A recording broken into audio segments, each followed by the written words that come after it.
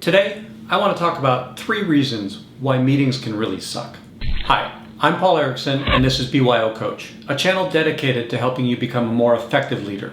In today's video, let's talk about why meetings suck. The first thing is they take time, right? There's probably 55 million meetings in the United States every day. The average professional attends about 15 meetings a week. It's interesting to see how much time these meetings take. One of the things that I want to look at is the meeting itself. The average duration of a meeting in America is 1 hour. You would think that means that people have about an hour's worth of information that they need to share. But it turns out meetings are typically 1 hour because system administrators set up the calendaring systems to default to 1 hour. And Parkinson's law says, if you give me time, I will figure out a way to fill that time. Parkinson's law tells us that if I give you 1 hour to do the work will take 1 hour. So I would love for the system administrators out there today to say, you know what, I'm going to put the average time or the default time of a meeting at 37 minutes. And in a couple of years, we'd probably find out the average time for a meeting in the United States, 37 minutes. The problem that I see with time, and one of the things that I have the biggest problem with in most of the meetings that I attend, is that time is a terrible metric on figuring out when the meeting's over. The meeting should be over when the decision that needs to be made has been made, or the ideas that need to be gathered have been gathered. That's the goal of the meeting. We're putting people in a room, we're asking them for advice, we're asking them for a direct question. Once they've answered that, the meeting's done. We do not need to continue filling the time just so that we can say we went to the meeting. Another problem with time as it relates to meetings is how much man hours it takes to solve the problem.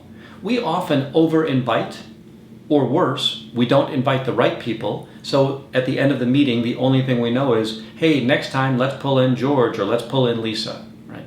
So understanding what you're trying to do in this meeting and bringing the right people into the meeting, allowing them to self-select, can they add value to the meeting? These are far more important than trying to figure out how long should the meeting be or what should the topics be. Typically, you're interested in ascertaining some form of information. Who are the people that can deliver that information? That's what we need to figure out. The other major factor when it comes to meetings is focus or agenda, right? Why are we really calling the meeting? Do we just have a Monday morning meeting because we all want to see what happened with one another over the weekend? How'd your kids do at softball? How'd you do in the golf tournament? Hey, I heard you had a vacation. Hope you had a great time away. That's really a bad idea and a waste of our time. I don't mean to say that we should not engage socially with our coworkers, but we shouldn't use company time to set a meeting, and if that's the principal reason that we're going through the meeting, it's wasteful. There's better ways that we can use that time, and there's better ways that you can connect on a more individual level with each of the people in your organization. When we talk about focus or agenda, I oftentimes get annoyed when I get an invite and it says, can you come to this meeting at 1 o'clock? Well, what's the purpose of the meeting? Signal to the attendees what you want to have occur in that meeting, and that helps them to self-select, should I be in that meeting? Can I propose somebody else to be in that meeting? Should I put somebody else in there in my stead? They can be my broker in that situation. So it's important that not only we know what we want to get out of that meeting, but we're communicating before the meeting to let people know, here's the purpose of our meeting. Too many times when we walk into a meeting, the person who organized the meeting will open up with a statement of, we'd like to figure out how we can do such and such. And no real ideas or formulation or metrics by which we would measure the decision-making process or what the agenda of the meeting is. We'll be done with this meeting when we have these decisions. We'll be done with this meeting when we understand this part of the business. We'll be done with the meeting when we've gathered this knowledge. Right? So what helps us understand when the meeting should be over? Are these meetings really solving problems, right? That's one of those things where, hey, we got together, we went over the agenda, But that's a rote element, and that's a technical process. Great, we solved all of the things in the agenda, but by solved, we put a check mark in that space. And that probably didn't solve what the business problem for this meeting was. I was listening to Freakonomics Radio recently, and I heard one of the callers relay a recent meeting situation. He had been on vacation for a week, and he had missed 3 meetings. And when he came back, his boss came in and says, "Wow, I hope you had a great vacation, but there were 3 big meetings last week that you missed. I hope you catch up." And his response was, "Oh, excellent. So how has the company changed given those 3 meetings?" And the boss said, "Well, I don't know that we had much change there, but hey, welcome back, and let's make sure that we can start attending those meetings." That goes to that concern of the lack of agenda or purpose for the meeting, right? If the meeting isn't going to solve a problem, why do you need me in there spending an hour of my day?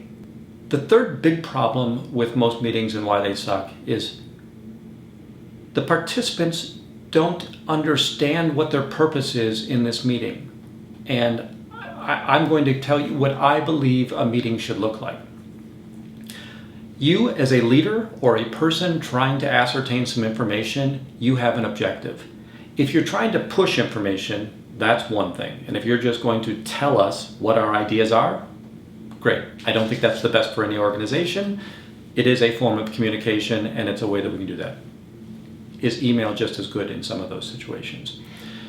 But if you're trying to promote an idea and you want to get the team to rally around that idea, what you really want to do is let those people that you've invited into this room offer their ideas and how would they solve the problem. And then once you get a collection of those potential solutions, talk about it, have a debate in the meeting, figure out what is the best solution, and then come to that conclusion and we redisseminate that information out. If we enter into the meeting and the organizer asks us to solve a particular problem, and several of the participants offer their solutions, and at the end, given that all of these solutions were proposed and the rationale for and the reasons why, we end up on the leader's agenda again, you're really deteriorating your team. You're letting them know that you don't really care about what their ideas are. You already had the idea, and in those situations, if you're the boss, you're the leader, you're entitled to say, let's do this, right? But don't have people spend calories to go ahead and propose ideas if you have no intention of doing that. You're really going to ruin the trust that you have with those people, and they're really going to be less and less likely to participate and to offer valid ideas or great ideas in the future because they don't feel that they're warranted. As a leader, we have to help everybody in the room understand that we want their unfiltered suggestions. Right? We need the ideas. We may not like the ideas. We can knock them down on their points. That's great. Or on their merit, we can knock them down. But we should listen to these, and there shouldn't be any bad ideas, right? We just help people understand why we're not going to do these elements. And hopefully you just heard that we want to express the why, not just that we're not doing that particular idea or we're not going to pursue that avenue. Why aren't we going to pursue that avenue? That why is very important.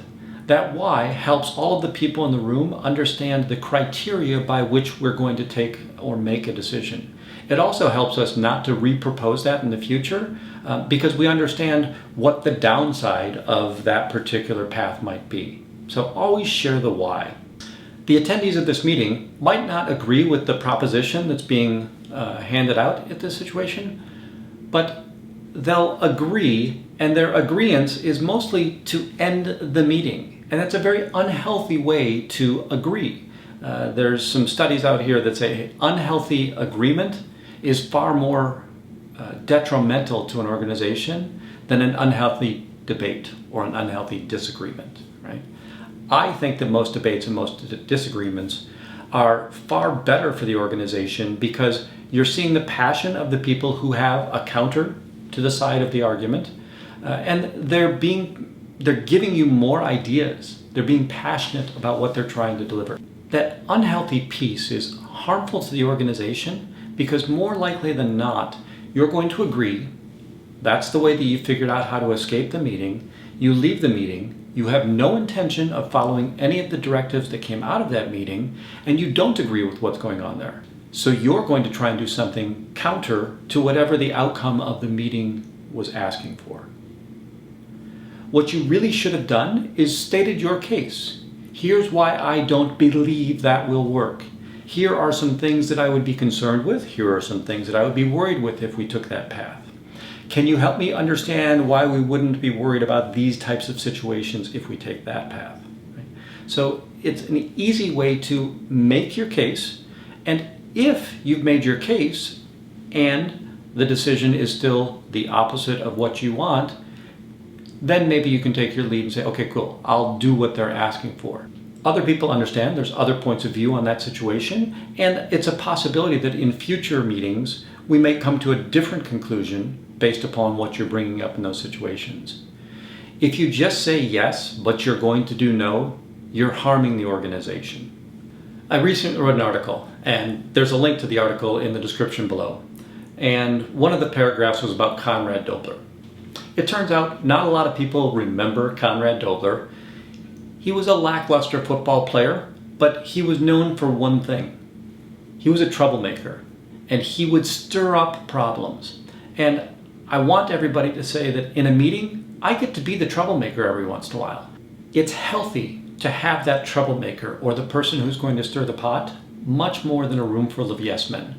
A room full of yes men says that yes, whatever the organizational leader is trying to move forward on, we're all going to adopt that whether or not we believe it's a good idea or not. So be the troublemaker. And in most meetings there are a troublemaker, or at least in most organizations there's a troublemaker. But you can't only be the troublemaker. There will be times where you need to be the harmonizer or the peacemaker, right? So it's this idea that helps people realize there's another point of view. Did you think about this? As they finally come warming up to that idea that, wow, there might be another idea, you want to make sure that you haven't shut them down to say your idea was terrible. It's just, hey, there's another idea. So how do you harmonize? How do you keep these people together? Most people are either a troublemaker or a harmonizer. The really unique person is the person who can stir up trouble and then help the room come back together in that harmonizing way, right? So that's what it really takes to make sure that everybody leaves the meeting feeling that they've been heard, that they've been understood, and that their points have been validated. If there's a topic or a subject you'd like me to speak about, go ahead and leave a comment below, and we'll try to tackle that in another video. Some of the things that I've said here have been what not to do in a meeting. So I want to leave us with a couple of helpful tips to say what can we do in a meeting. Be mindful of people's time. Make sure that you've got the correct participants, both the number of the people that can add value and that those participants understand what their role in the meeting should be. And finally, encourage healthy debate. It's important that we see more than one side of any particular position so that we're being more thorough in regards to our decision-making processes. Before we end today, I want to give you an opportunity to watch Conrad Dobler being a troublemaker. When I played football, they called me a troublemaker. But really, I'm just a nice guy who likes to watch a game with a Miller Lite. I see you're drinking light too. Yeah, it tastes great. I agree. But he drinks it because it's less filling. Tastes great. Did you hear that? It's less filling. Pretty strong words. It tastes great. Less filling. Tastes great. Less filling. Tastes great. I hope that these tools and tips help you move away from meetings that suck and turn into meetings that are very productive. To again, make sure that we're being effective leaders of our organization. If this discussion is hitting a chord with you, go ahead and hit the like button below. Also consider subscribing, and when you subscribe, hit the bell. When you hit the bell, every time I upload something new, you'll be notified of that new content. I hope this discussion has been helpful. I've left the link to the article below, and I think that you might find this article helpful as well. I appreciate your time. Thanks for hanging out, and I hope to see you in the next video.